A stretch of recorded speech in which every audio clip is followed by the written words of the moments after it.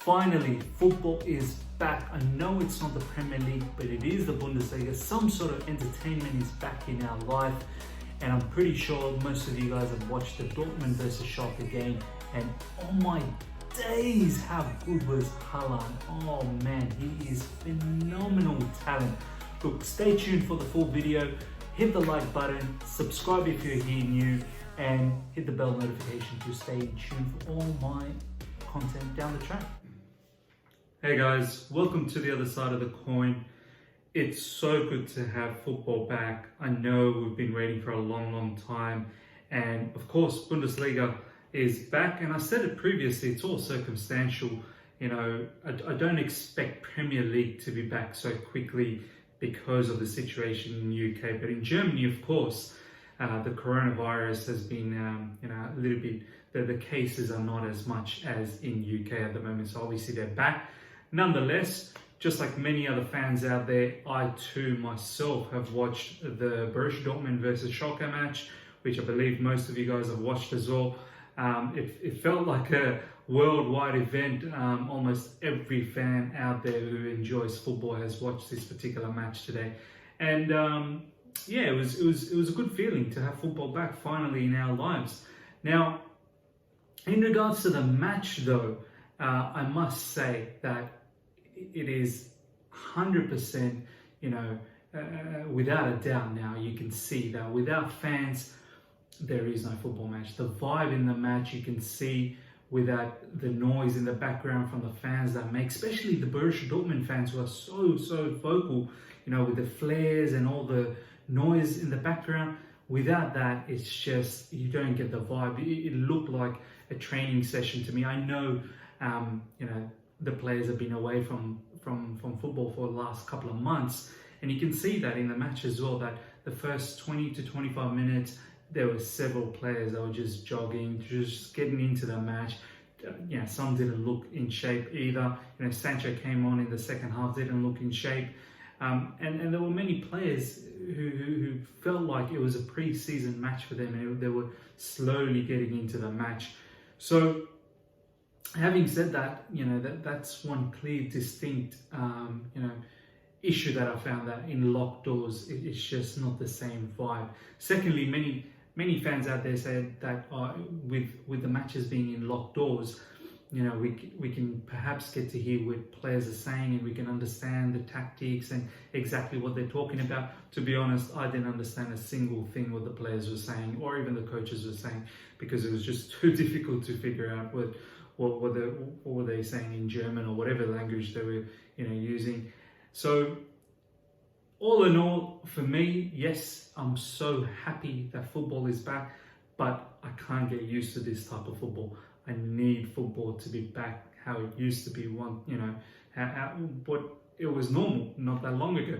I know a lot of people that are coming out and now saying that this is the norm and this is what we need to get used to. Even the goal celebrations, Haaland's goal, that was quite hilarious, how he's just dancing on his own, and all his other teammates were just social distancing away from him, and everyone was sort of elbow touching when they scored as well. So yeah, it's totally different, this type of situation. To get used to this, I just can't wrap my head around it.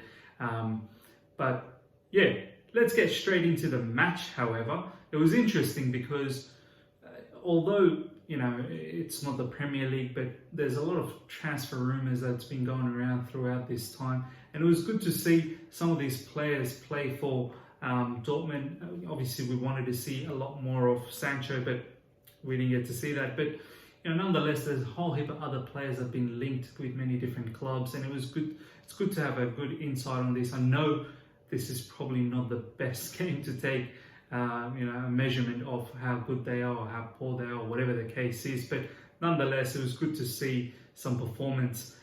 First of all, I'd like to say Akemi. For me, in the first 20 to 25 minutes, I thought he was just having a bit of a holiday. He'd get into dangerous positions, but then there wasn't any end product. But as the match continued on, you could see his end product really come into play. He was involved in so many dangerous situations. and he looked really good. You know, from that sort of right wing or right back sort of area, he was looking fantastic. I've seen him playing left back a couple of seasons ago. That's when I first noticed him, and I thought he was quite good there as well. So overall, I think, you know, there were some links around Hakimi with Chelsea not that long ago. Of course, I don't think we should read too much into this particular link, but nonetheless, there was a link towards this player, and I can see how this player could actually benefit us. You know, he would be great competition for Reece James, and, you know, with the likes of Azpilicueta moving on in the next couple of seasons, you know, I can see Hakimi really be a prominent member in this particular side, and as I said, would give Reece James good competition. Massive production that comes from him as well. Moving on to Rafael Guerrero on the other side. Once again, this isn't a player that we're linked with, but nonetheless, you know, if we're looking at an option for a left back position, I know this may not be a long-term situation, but Rafael Guerrero, he looked fantastic in this match. And once again, in the left wing back position, bombing up 2 goals, gets into dangerous positions, and that left foot is so lethal. He's got a great footballing mind, and his technical abilities are so sound, as you would have seen in the match. Then Julian Brandt. I don't think many are talking about Julian Brandt. I know Dortmund's Twitter main page has been saying a lot about Julian Brandt, how good he is and whatnot, and he definitely is. That first goal for Haaland, that was a whipping cross from Hazard.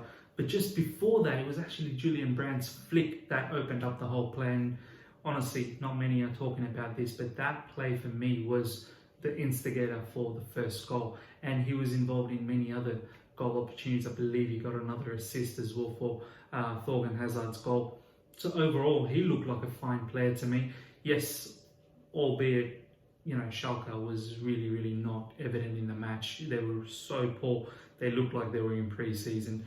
They definitely didn't kick into gears, but nonetheless, Julian Brandt looked really good. Thorgan Hazard. Now, you know, once upon a time we had this particular player in our ranks, and of course, even till today, it's all about Eden Hazard. But Thorgan Hazard is a particular player. You know, he's mature now. He's seen a lot of football. He's played in Gladbach. Now he's in Dortmund. Obviously, he's seen football in Chelsea a little bit. So I feel like he's matured into a good footballer, and you can see in his game now, he's very smart with his movement, he's very smart with his passing, and once again, goals and assists today. And he's had several goal involvements this season as well. And another player that doesn't get talked about much because it's all sort of taken over by Sancho. You know, Sancho is the player that everyone wants. But for me, Thorgan Hazard, he's a smart purchase. I feel like he would be a very smart buy and someone who would do a very good job as well. Moving on to Haaland. Now, this player, honestly, I had no idea about Haaland. I didn't even know about Haaland up until probably this season in the Champions League, where everyone was sort of talking about him. But wow, what a beast. I just can't figure out how this particular talent, phenomenal talent, has ended up in Dortmund. I mean, kudos to Dortmund and their scouting system for finding out all these gems over the years with Aubameyang and Lewandowski and Haaland. Now Haaland, of course. And when you think about what a talent he is and how the likes of Real Madrid or Barcelona or PSG or Bayern Munich haven't snapped him up yet, it's just beyond my imagination. But yeah, that first goal, beautiful whipping cross from Thorgan Hazard, and the first touch finish from Haaland. Wow, that was phenomenal.